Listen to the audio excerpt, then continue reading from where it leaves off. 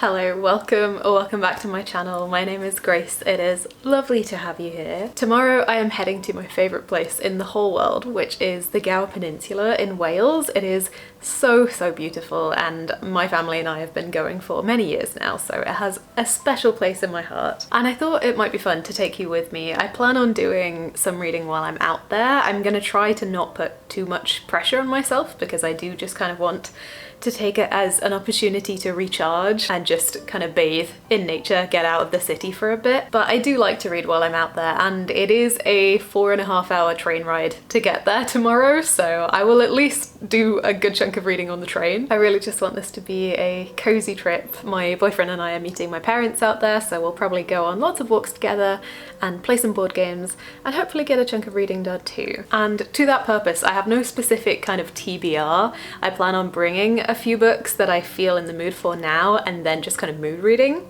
while we're there. The only book I'm sure I want to get to is The Geographer's Map to Romance by India Halton, which I have already started, but I'm only a few pages in. And this is mostly because this is set in Wales, so I thought it needed to happen, and it's a recent release. I'm really excited to pick this one up. I read The Ornithologist's Field Guide to Love last year, which is kind of another one in this series. This is kind of a fantasy of manners romance. If you like Emily Wilde, I'd maybe recommend this, though this is a little bit sillier, I would say. India Halton likes to take tropes from the romance genre and spin them in kind of a silly, whimsical way. And I'm planning to pick up the audiobook for this one because I loved the audiobook version of Ornithologist. So I'll probably listen to a decent chunk more of this on the train tomorrow, and I might pick up a physical book as well, but we will see what I'm in the mood for. So I guess I'll see you in Wales.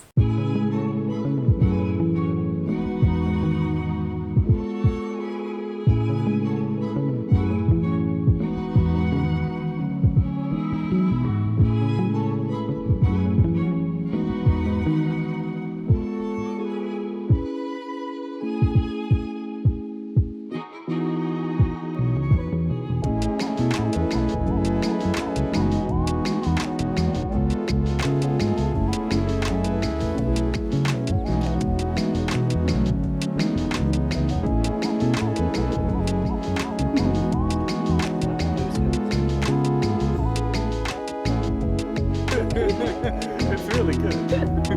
Everyone wave for the video. My family.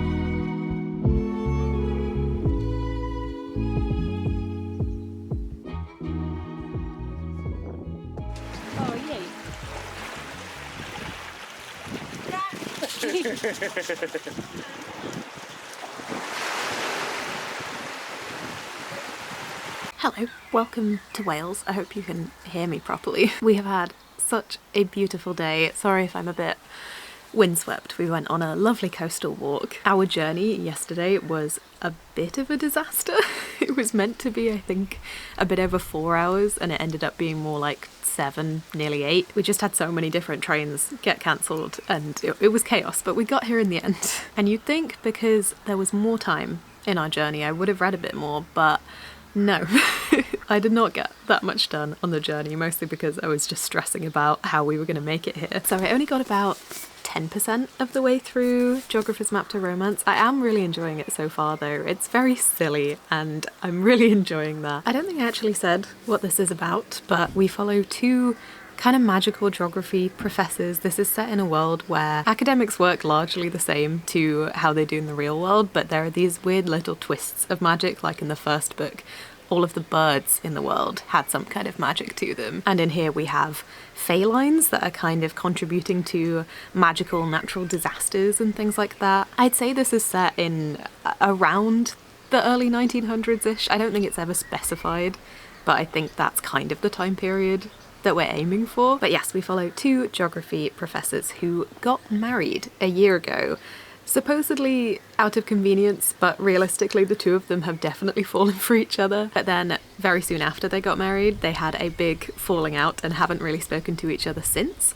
And now Professor Tarrant, which is both of them because they now share a surname, has been summoned to a specific magical natural disaster in Wales. So of course both of them have turned up, not knowing which Professor Tarrant this referred to. So we're in for a fun time of a lot of forced proximity and weird magical shenanigans. It's very melodramatic and it leans into how silly it is. It's just very fun. But like I said, I'm not that far in so far, so I haven't fully ascertain if I'm going to enjoy this one as much as the last book. Now I also decided, because I wanted a physical book as well, I decided to pick up The Jasmine Throne by Tasha Suri, and any of you with a really good memory may recall that I started reading this last year. I did one of those kind of ultimate bookish videos where I was desperately trying to get out of a reading slump, and I picked this one up and I really enjoyed the start of it. And I did carry on a little bit. I think I got to about 70 pages, but then I got distracted by all of the books I had to read for all of my like Christmassy videos. But I've been really wanting to pick it back up because I did really enjoy what I had read. This is an Indian inspired fantasy world and I think the setting is really interesting. We have two main characters. One is a princess who has been disgraced and her dictator brother has sent her away to be imprisoned in an ancient temple, which is now just a ruin, but it used to be a temple of this group of people that the Empire has invaded, I guess. I don't know the full history yet. And then our other main character is a maidservant living in this realm who clearly used to have some connection to this temple. I'm really enjoying this one so far. I'm about 10 more pages in now than I got to when I first picked this one up, and honestly I think I'm enjoying it more on the second read. The writing feels really vivid and all of the characters feel real to me. They all feel quite complex but realistic. I know that there will be a sapphic romance in here, which I'm very much looking forward to because I really like both of these main characters. It is quite a chunky one. I think it's a bit over 500 pages, so I don't think I'll be finishing this on this trip, but I hope to get a chunk further in. But like I said before, I'm trying to take things easy on this trip and not push through any books because I want to savor things while I'm out here. I just love it here. It's so beautiful and peaceful and restful. I'm already just thinking I don't want to go home. But so far, having a great time with these. Garlic.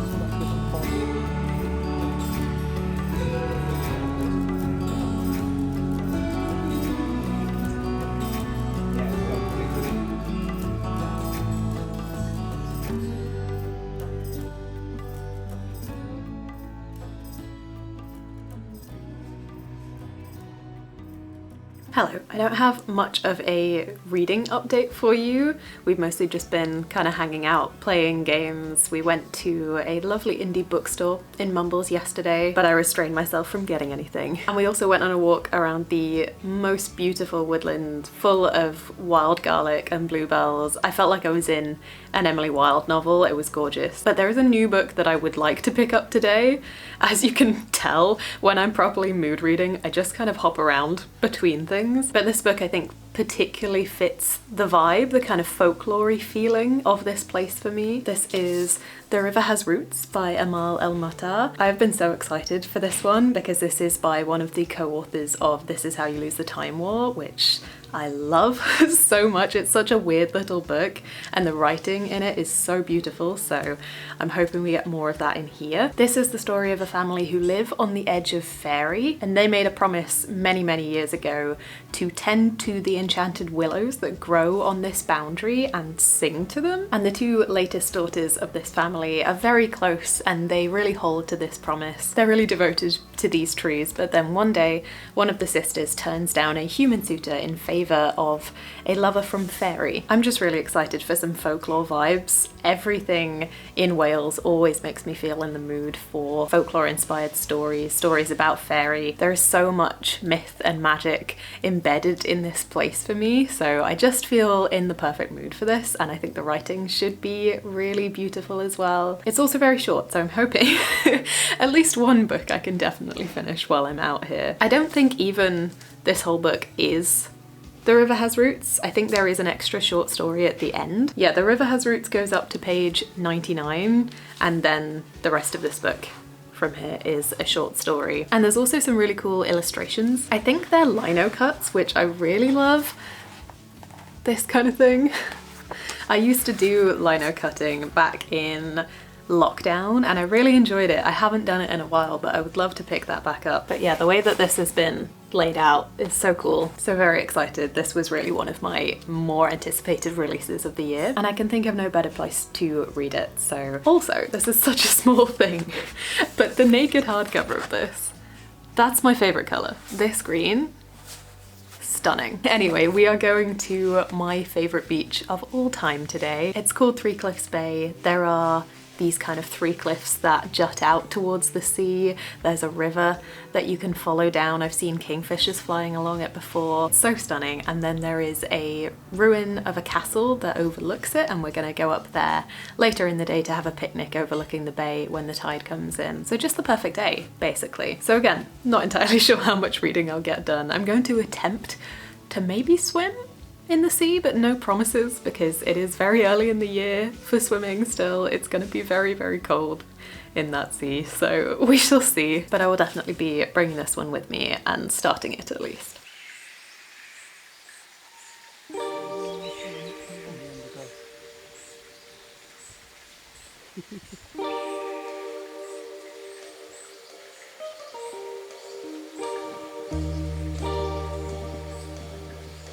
Okay. I know we don't.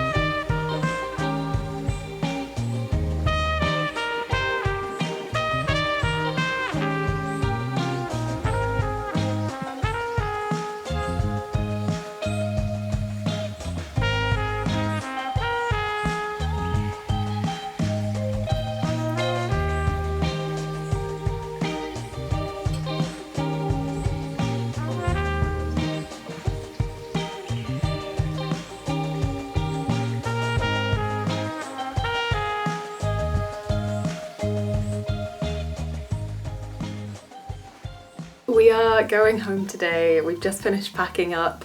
I desperately don't want to go. We had the most beautiful day the day before yesterday when we went to my favourite beach, and we did manage to swim. It was cold.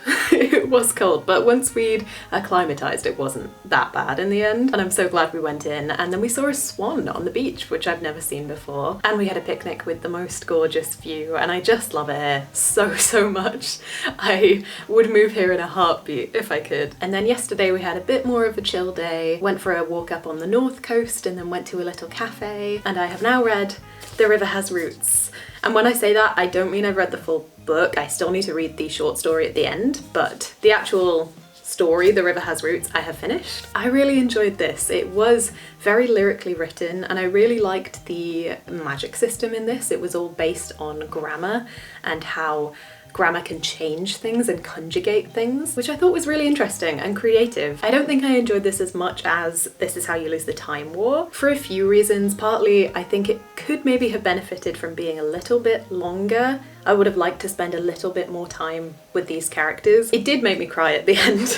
Not that that's necessarily that hard to do, but I think I would have felt even more if I'd spent a little bit longer, especially developing the kind of romance in here. I think the sisters bond is a bit more explored, which I loved, but the romance, it felt almost like we were kind of chucked in at the deep end rather than watching it develop. We did see a little bit of their backstory, but not as much as I would have liked. I would have liked a little bit more exploration of that, and I think the way that this was written, it was just so beautiful that you could have explored those things. And the fairy elements, I think that would have let you explore the magic system a little bit more as well if we delved into that relationship more. And I think as well, this is more of a personal taste thing, but I loved that Time War was written as an epistolary novel, at least partly. A good chunk of it was letters, which I just love when books are in letter format. And this didn't have that, but that's totally personal taste. I still really enjoyed this. It still had that folklore feeling that I was craving. And I think Amal El-Mutar writes levity really well as well. There are funny moments between the sisters, and again, I wanted a bit more of that, but what we had I thought worked really well to balance out the lyrical, more mysterious, magical elements. I'm really excited to read the short story collection that I think she has coming out next year as well. But yes, very glad I read this, and very glad I read this here in Wales. It felt like the perfect place to read this one. So we're now heading home.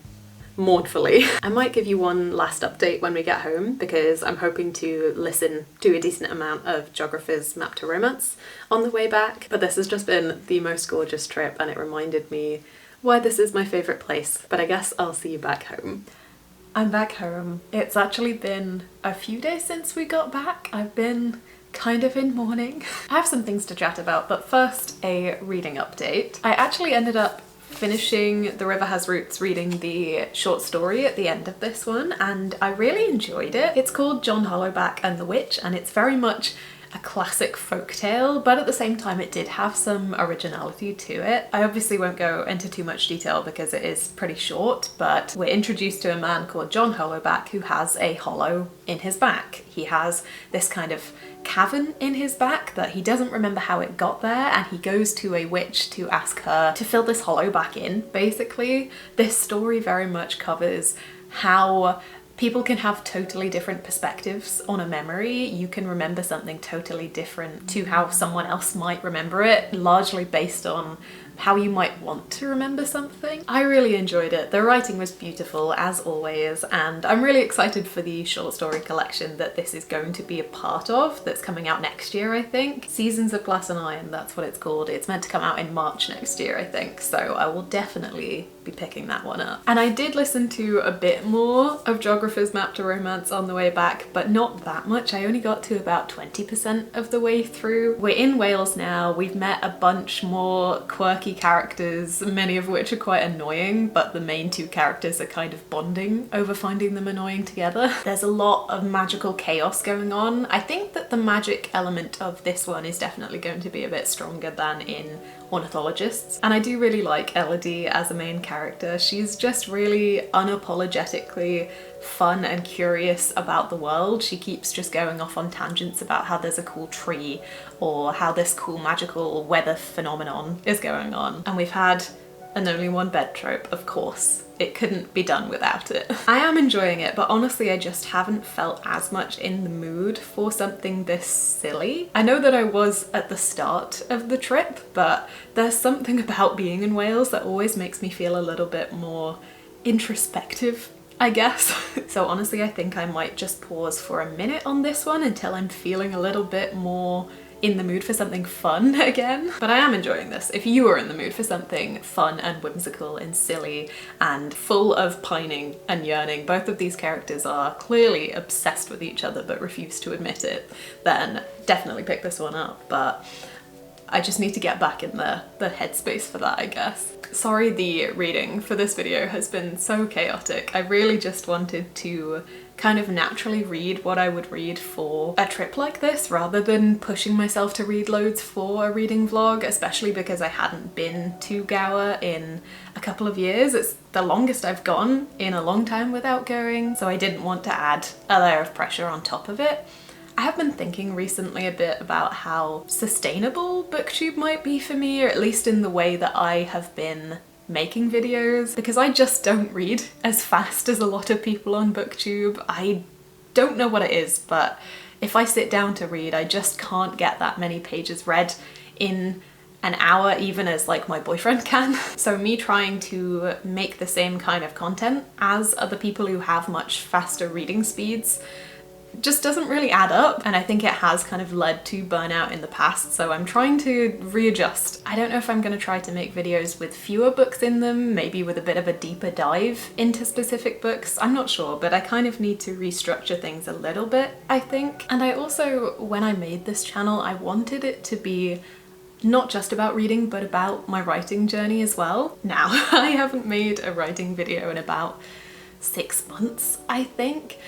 Honestly, my mindset around writing has not been great in recent months, so I've kind of been avoiding it, honestly, just for kind of my mental health's sake. But there is something about being on Gower or in Wales that just gives me that itch to write again, and I do really miss it. I definitely need to kind of reframe some things in my head and try to let go of that perfectionism that I am clinging onto so desperately. But I have been feeling that kind of spark of motivation again to, I guess, just kind of figure my life out. If you don't know the history of my writing, because I haven't posted about it in so long, then I grew up as a writer. I always wanted to be a writer, and I went to university and I studied creative writing, but then around the time I graduated during COVID, I wasn't doing that well mentally and I kind of fell out of the habit of writing, and it has now been about 5 years since then. So I have done some writing since then. I've dabbled here and there, but I'm very much out of practice, and my childhood dream of being a writer, of that being my profession, has very much fallen by the wayside. And that's not my goal right now. It still kind of is in my core, but I think my goal for now really has to be just learning to enjoy writing again, rather than trying to suddenly write a bestseller or something. And probably the best catalyst to get me writing in general is nature, being out in the wilderness, and being in Wales definitely just kind of opened that part of me up again, it felt like. So I want to hold on to that and kind of grow that spark a little bit, try to get out on day trips into nature. We are hoping to move further out from the city, but in the meantime, just getting out into nature where I can and trying not to put too much pressure on it. I do have an idea for a book that I've been thinking about for many years now, but I don't know if I want to dive back into that or if I just want to kind of build my craft back up again, or a combination of both.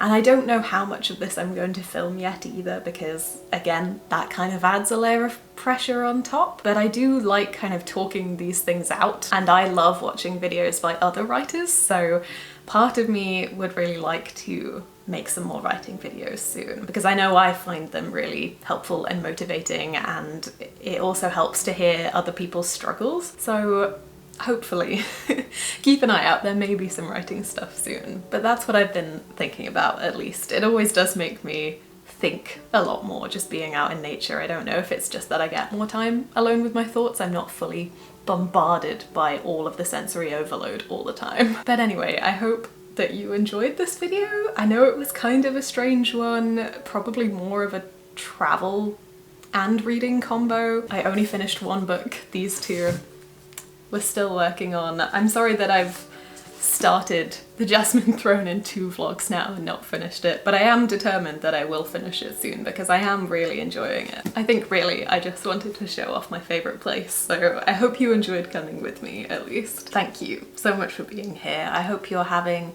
the most lovely day, and I will see you in another video very soon. Bye bye.